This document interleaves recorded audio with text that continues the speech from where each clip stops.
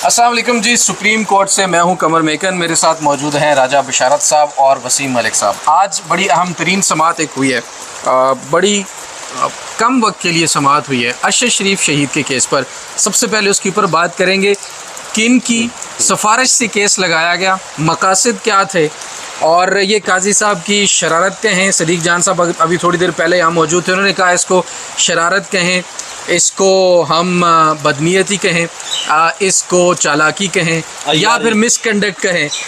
राजा बशारत साहब कह रहे हैं अयारी कहें, तो ये एक या वारदात कहें, ये भी एक बड़ा एक अहम तरीन लफ्ज़ है। आजकल बोला जाता है, वारदातें भी लोग डालने की कोशिश करते हैं। बहरहाल इसको जो भी नाम दें, ये एक मशकूक तरीके से केस लगाया गया और उसको फिर आगे चलाने के लिए किसी और का कंधा इस्तेमाल करने की कोशिश की गई। इसके ऊपर बात करेंगे और फिर बात करेंगे अहमद जंजुआ जो PTI के इंटरनेशनल मीडिया कोऑर्डिनेटर थे, वो इस वक्त उनका जो केस है उसमें क्या आगे मामलात जो हैं वो हुए हैं। बड़े ही अहम तरीन इंकशाफात आज हुए हैं। TTP से ताल्लुक़ जोड़ने की कोशिश की गई है, इसके ऊपर बात करेंगे। दूसरा, जो अरूबा कोमल थी उनकी ज़मानत आज हो चुकी है और आज ही उम्मीद है कि वो रिहा भी हो जाएंगी और एड हॉक जजेज़ ने हल्फ भी उठा लिया जी, 2 एड हॉक जजेज़ ने। सबसे पहले वसीम मलिक साहब की तरफ जाते हैं, इनसे पूछेंगे वसीम साहब आपको क्या लगता है सुप्रीम कोर्ट में अरशद शरीफ शहीद का केस इतने अरसे के बाद लगना, काजी साहब के पूरे टेन्योर में केस नहीं लगा और अब जब लगा तो पहले 5 रुकनी बेंच समाअत कर रहा था, अब एकदम 3 रुकनी बेंच के सामने लगा दिया गया।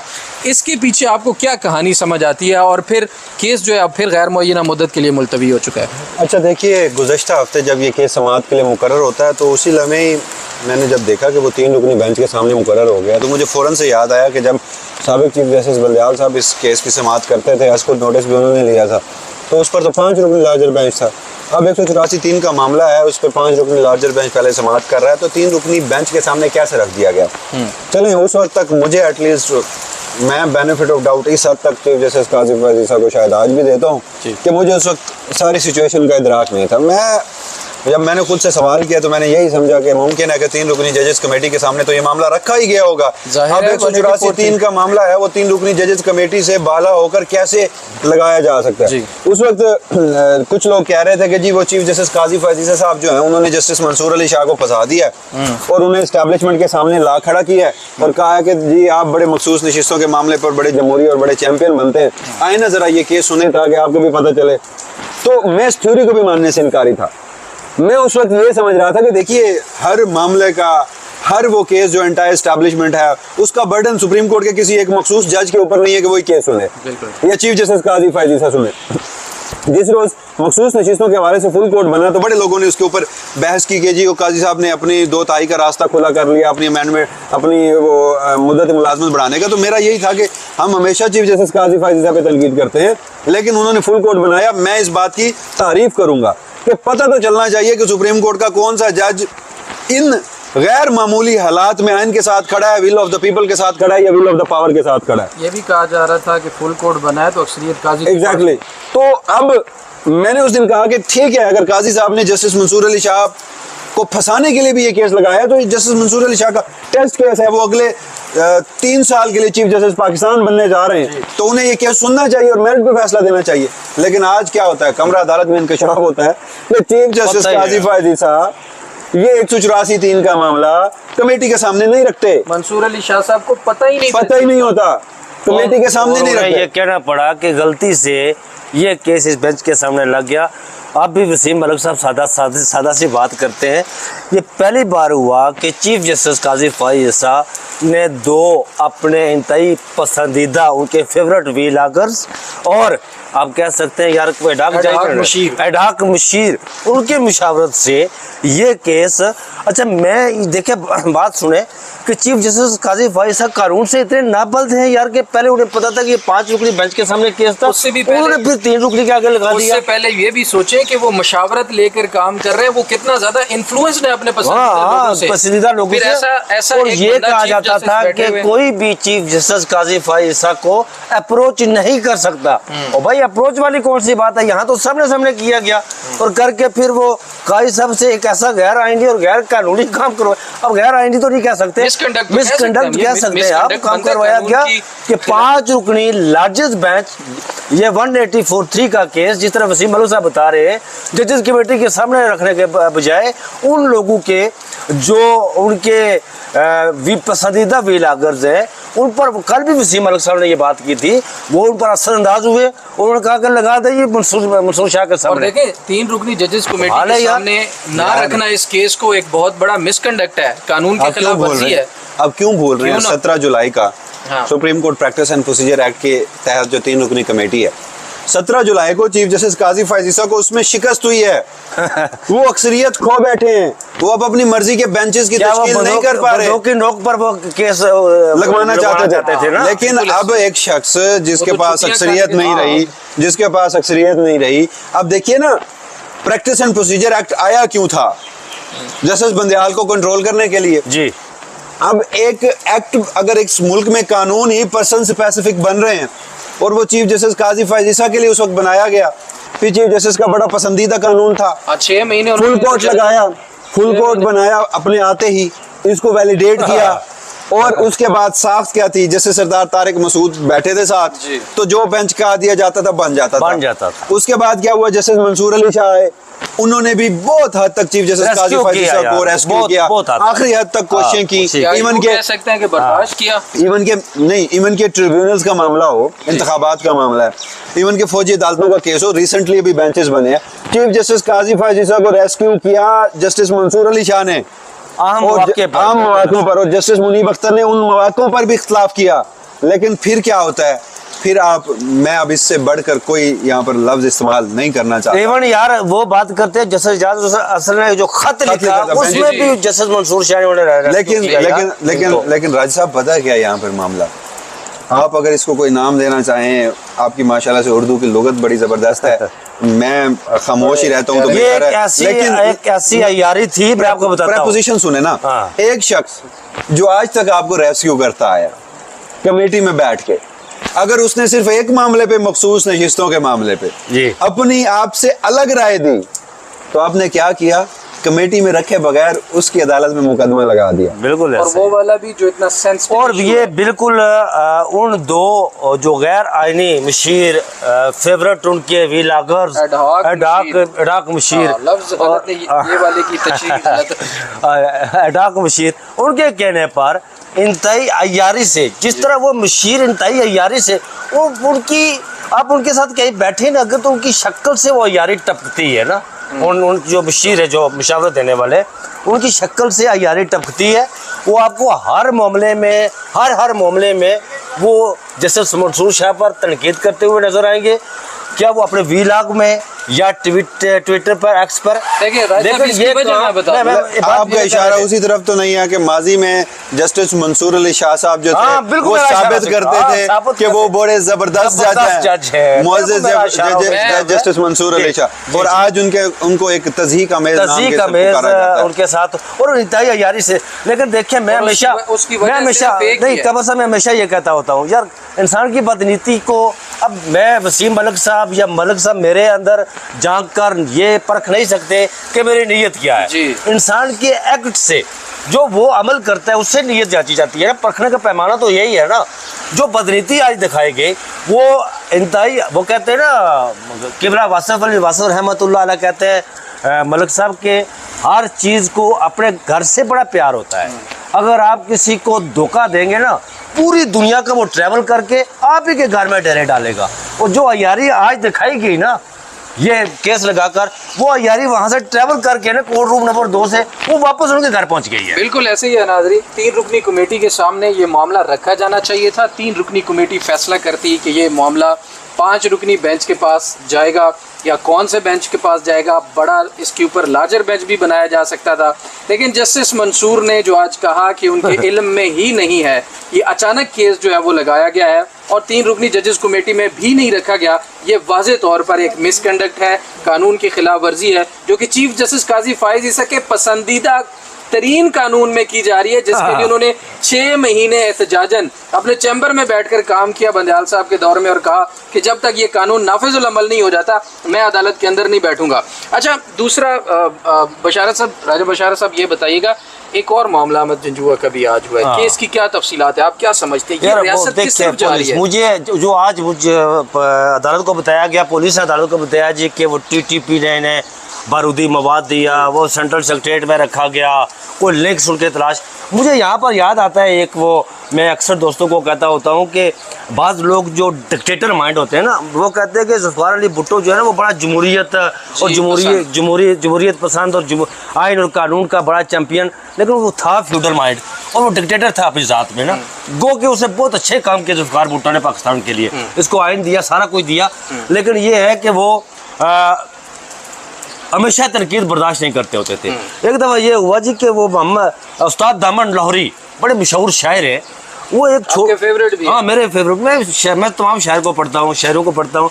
दामन साहब का नाम बार-बार फैज़ अहमद फैज़ साहब भी, मैं उनको भी पढ़ता हूँ। फैज़ अहमद फैज़ पर क्या किया गया था यार, वो 51 में उन पर भी बगावत का मुकदमा बढ़ा दिया गया, उन्होंने भी इशार किए और बगावत का मुकदमा बढ़ा दिया गया। और जिस तरह दामन लाहौरी पर उन्होंने कुछ इशार किए जनाब, तो वो ज़ुल्फ़िकार अली भुट्टो की समातों पर वो ग्रां गुजरे। उन्होंने कहा जी यार इसमें इंज करो कि इसको फड़ के जनाब तुम्हें, उन्होंने लाहौर पुलिस को हुक्म दिया कि कल से जेल में होना चाहिए। तो उस्ताद दामन की खोली से जनाब उन्होंने बम बरामद किया, बम बरामद करके उसे जेल में डाल दिया। जेल में उन्होंने एक वहाँ पर भी कुछ अशार कहे। यहाँ पर अहमद जंजुआ यार, उसके हाथ में कलम है यार, वो कलम कौन सा बारूद है, उसको उन्होंने कहा जी कि इसके बारूदी मवाद TTP से कहाँ ताल्लुक हो जाता है इंसान का? वो पाबंदी के पहले लिए तो यार देखिए, तहरीक इंसाफ को अब TTP के साथ जोड़ना, आगे फिर यार पाबंदी कौन सा रास्ता, ये हमेशा से होता है। अब कल जो है वो उन्होंने जावेद हाशमी के दामाद को पकड़कर उस पर चोरी का मुकदमा बनाया। क्या मुकदमा बनाया जी कि जग और गिलास किसी उसने चोरी की है। यार कमाल है, जग और गिलास चोरी की है उसने।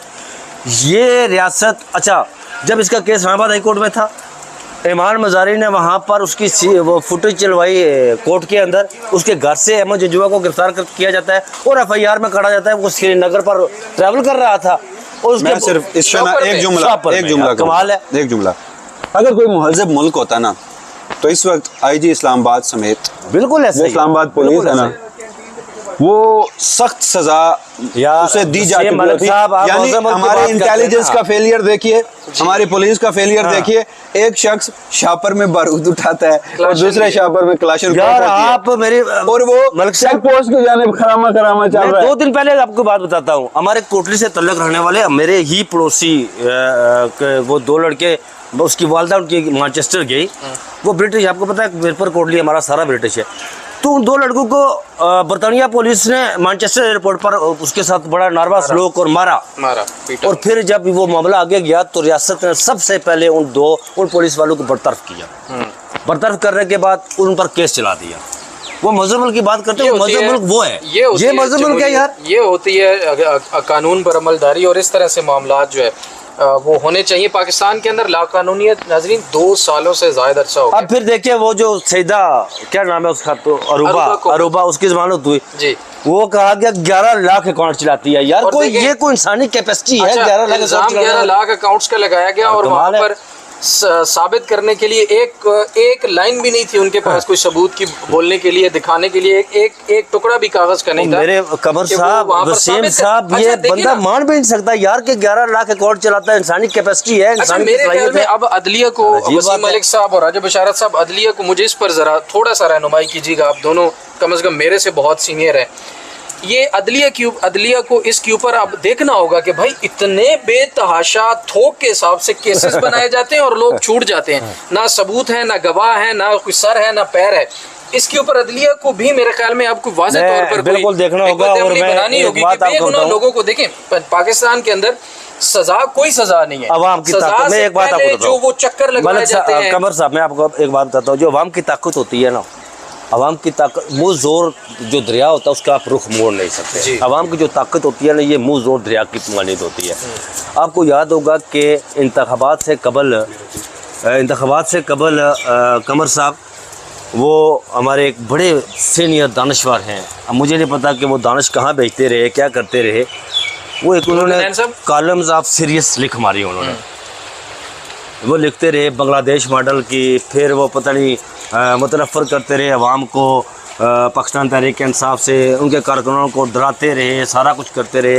लेकिन पाकिस्तान तहरीक इंसाफ के जो कारकुनान थे, अवाम की ताकत जो थी वो पाकिस्तान तहरीक इंसाफ के साथ खड़ी रही। और आज बिल आखिर उस पेट से लिखने वाले कलमकार और बूट एसोसिएशन के जनरल सेक्रेटरी जनाब सोहेल वराज को ये कॉलम लिखना पड़ा। आज ये लिखना पड़ा जनाब के उस इमरान खान से हाथ मिलाए बगैर इनका कोई चारा नहीं है, उससे वो हाथ मिलाना पड़ेगा। और 8 फरवरी को आज उन्हें लिखना पड़ा कि 8 फरवरी को अवाम की ताकत ने उन्हें मुंतखब किया। तमाम तार ओछे, मैं मुझे जुमला मुकम्मल कर लें, तमाम तार ओछे हथकंडों के बावजूद भी, और अदलिया ने कि 12 जुलाई का जो फैसला दिया था उससे ये साबित हुआ। उन्होंने लिखा अपने कॉलम में कि अदलिया एस्टेब्लिशमेंट के साथ खड़ी नहीं होगी, वो आइन और कानून के साथ खड़ी होगी। हालांकि वो कल अदलिया को सबक, परसों के कॉलम में अदलिया को सबक दे रहे थे कि काजी मनीर जैसे फैसले करें आप। बिल्कुल ऐसे ही है। ये इमरान खान वाली जो बात बशारत साहब ने की है ना, इससे मुझे एक चीज़ याद आ गई। हमारे एक बहुत बड़े अच्छे दोस्त हैं और उन्होंने हमें बताया, बड़े क्रेडिबल सोर्स से हमें ये पता चला। उन्होंने कहा कि इमरान खान के पास बड़े बड़े लोग भेजे गए मुज़ाकरात के लिए, बड़े लोग भेजे गए, उन्होंने बड़ी बड़ी ऑफरें करवाई, सारी चीज़ें कह रही। तो सबसे पहले तो इमरान खान साहब के पास चाहे कोई तफ्तीशी जाए, चाहे कोई केस के सिलसिले में कोई इंक्वायरी करने जाए, या फिर मुज़ाकरात या डील लेकर जाए, तो वो सबसे पहले बिठाते हैं। पहले उनकी तफ्तीश होती है, वो उनसे सारे सवालात पूछते हैं, उनसे सारे जवाब लेते हैं, मेरे पाकिस्तानियों का खिताब देते हैं, और उसके बाद फिर वो उनकी तबलीग करते हैं। और जब तबलीग होने के बाद वो शख्स जेल से वापस आता है, इसमें बड़े बड़े उलमा टाइप लोग जो हैं वो भी कहते हैं कि तुम गलत हो। भेजने वाले को कहते हैं कि भाई वो जो अंदर अडयाला जेल के अंदर बैठा है वो ठीक है, तुम गलत। जो भेजने वाले होते हैं उनको आकर बताते हैं कि भाई आप गलत हैं, आप अपना किबला जो है दुरुस्त करें।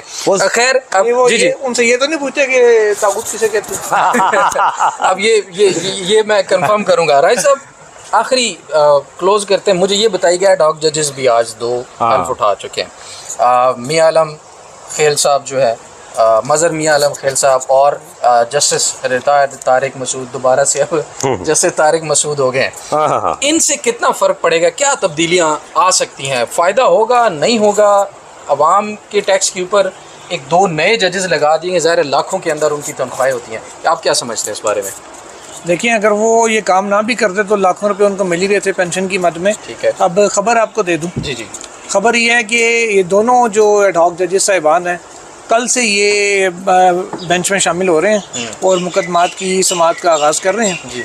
और दे वर एक्सपेक्टिंग कि हम आज से ही, मेरी जो बात हुई है दोनों से, दे वर एक्सपेक्टिंग कि हम आज से ही किसी बेंच का हिस्सा होंगे। लेकिन क्योंकि अब बेंचेस कमेटी ने तश्कील देने हैं, तो अब मुनीब अख्तर साहब से आज ग़ालिबन इम्कान है कि रब्ता किया जाएगा, और मंसूर अली शाह साहब तो इधर ही हैं, तो उनसे रब्ता करके एक रस्मी सी कार्रवाई होगी कि इन 2 जजेस को एक नया बेंच में बना दिया जाएगा। इस मामले पर दोबारा होगा और ये एक बेंच हो सकता है, 2 रुकनी बेंच इनको बना के दे दिया जाए। ये भी काजी साहब के साथ बिठा दिया जाए। नहीं, काजी साहब नेक्स्ट वीक से नहीं सकते हैं, नहीं वो चैम्बर वर्क पे हैं। ठीक है। अब मैं ये सोच रहा था काजी साहब के पसंदीदा अगर हैं तो हो सकता है आने वाले दिनों में मेरे ख्याल में नहीं, ये मैं आपको एक बात बताऊं, ऐसे वुमन ऐसे होता है जो नया जज आता है ना, जिसने हलफ उठाया हो, उसको चीफ जस्टिस अपने बेंच में बिठाते हैं। ये एक रवायत है। और आपको लाहौर और सिंध से आने वाले आपको फर्दर भी मैं ये बता दूं कि जब 2015 में जस्टिस तारिक परवेज़ और जस्टिस खिलजी आरिफ हसन, ये दोनों भी रिटायर्ड सुप्रीम कोर्ट जजेस से, इनको अनवर जमाली साहब जो सकर के चीफ जस्टिस थे, उनके ये करीब समझे जाते थे। उन्होंने इन दोनों को केसेस निपटाने के लिए ही एडहॉक जज लगाया था, और दोनों फिर 2 हफ्ते तक रेगुलर जमाली साहब के साथ उनके बेंच में मौजूद रहते। कितना फ़र्क पड़ेगा 2 जजेस के आने से? देखिए, सरदार तारिक साहब ज़ाहिर सुप्रीम कोर्ट में अकेला बेंच हो नहीं सकता, तो मियाँ खेल साहब उनके साथ होंगे, तो क्रिमिनल केसेस के दोनों सुनेंगे, और जमानतों के बहुत सारे केसेस जो अब जनरल पब्लिक के हैं वो इनके सामने कल से लगना शुरू होंगे। सरदार साहब का ट्रैक रिकॉर्ड है, एक दिन में 50 केस वो आराम से सुन लेते हैं। अच्छा, वो इससे इम्कान है कि कम से कम देखिए, पॉलिटिकली मामला जो भी है, जैसे भी आप सियासी केसेस को देखें, लेकिन जो लोग इस वक्त जेलों में पड़े हुए हैं जमानतों के लिए, और किसी की जमानत कैंसिल करने की दरख्वास्त है, किसी का किया है, कम से कम उनकी दरख्वास्तों पर फैसला हो जाएगा। तो ये एक पॉजिटिव चीज़ है इस एंगल की। बाकी जब सियासी मामला आएगा तब देखेंगे कौन किधर जाता है, कौन किधर नहीं जाता। मियां आलम खेल साहब ने पहले मना किया नहीं, फिर उनका नाम पहले इनकार किया, पहले इनकार किया, फिर इकरार किया, फिर हमारे इनकार सवाल से किया, अपडेट हुआ फिर आपको? नीचे जी हाँ की। मैंने अभी उनसे पूछा मियाँ खेल साहब से, मियाँ खेल साहब से मैंने पूछा कि सर आपने जो इनकार किया था तो प्रेशर आपने लिया था या क्या हुआ? तो उन्होंने कहा नहीं यार मेरे कुछ पर्सनल कंसर्न्स है। वो कंसर्न्स मैंने शो किए थे, इन राइटिंग किए थे, और फिर जब मैं इसी वजह से मैंने मना किया था। लेकिन जब मेरे कंसर्न्स को एड्रेस कर दिया गया तो ये उन्होंने कहा जी प्रेशर आपको पता है लेना होता तो हम कासिम सूरी वाले केस में थोड़ा हम पे सोशल मीडिया सारा दिन हमें गालियाँ निकाल रहा था, तो तब ना कर लेते। मैंने तो उस पर नोट भी एक लिख दिया था। ये सिर्फ इधर से पसंदीदा लोग उनके कह रहे थे कि सोशल मीडिया की वजह से, ऐसी कोई बात नहीं है। उन्होंने इसकी भी आज तरदीद होगी। उन्होंने मुझे कहा कि जी आप वो जो मेरा कंसर्न पे अपनी लेटर अगर आपके पास आता है तो वो पढ़ लीजिएगा, तो आपको पता चल जाएगा मैंने सोशल मीडिया का मीडिया का कोई जिक्र नहीं किया, ना मैंने कभी मीडिया का प्रेशर लिया। अच्छा राहिद साहब क्विकली ये बता दें, सरदार तारिक साहब ने आपको जज बनने से पहले क्या कहा था और अभी आज तो फिर उन्होंने यार वो जज बने, वो फोटो आपने लिया था और वो वीडियो ही आपने बनाया था, क्लिप जो था जी। उन्होंने मुझे वहाँ पर साकिब बशीर साहब भी मौजूद थे, सोहेल रशीद भी मौजूद था, तो उन्होंने मुझे कहा था, मैंने पूछा उनसे डाक जज या ट्रिब्यूनल के बारे से, तो उन्होंने मुझे कहा था जी कि मैं रिटायर्ड लाइफ एंजॉय कर रहा हूँ, मैं किसी भी तरह का कोई जो है ना वो ऑफ़र आई तो मैं कबूल नहीं करूँगा। लेकिन आज उन्होंने पता नहीं काजी कुज़ा साहब की मोहब्बत में वो ऑफ़र कबूल की या किस, ये तो अब जब मुझे मिलेंगे तो उनसे पूछेंगे कि ये क्या हुआ, लेकिन आज उन्होंने हल्फ उठा लिया। और नाज़रीन एक और सोर्स हमारे, उन्होंने भी ये कहा था कि जैसे रिटायर्ड तारिक मसूद साहब ने कहा जब उनको ऑफ़र की गई तो उन्होंने कहा कि आप दुआ करें मेरे हक़ में जो बेहतर हो अल्लाह ताला वही करे, तो शायद उनके हक़ में यही बेहतर था कि उन्होंने एड हॉक जज लगने, और आज उन्होंने हल्फ उठा लिया। वीडियो बहुत लंबी होगी नाज़रीन, अपनी राय से हमें ज़रूर आगाह कीजिएगा। बशारत साहब आपका बहुत शुक्रिया, वसीम मलिक साहब और जुल्करनैन भी हमारी वीडियो में मौजूद थे, उनका भी बहुत शुक्रिया। अपना बहुत सारा ख्याल रखिए, कमेंट सेक्शन में अपनी राय से हमें ज़रूर आगाह कीजिएगा। वीडियो बेहतर लगे, अच्छी लगे तो चैनल को ज़रूर सब्सक्राइब कीजिए। अपना बहुत सारा ख्याल रखिए, अल्लाह निगहबान।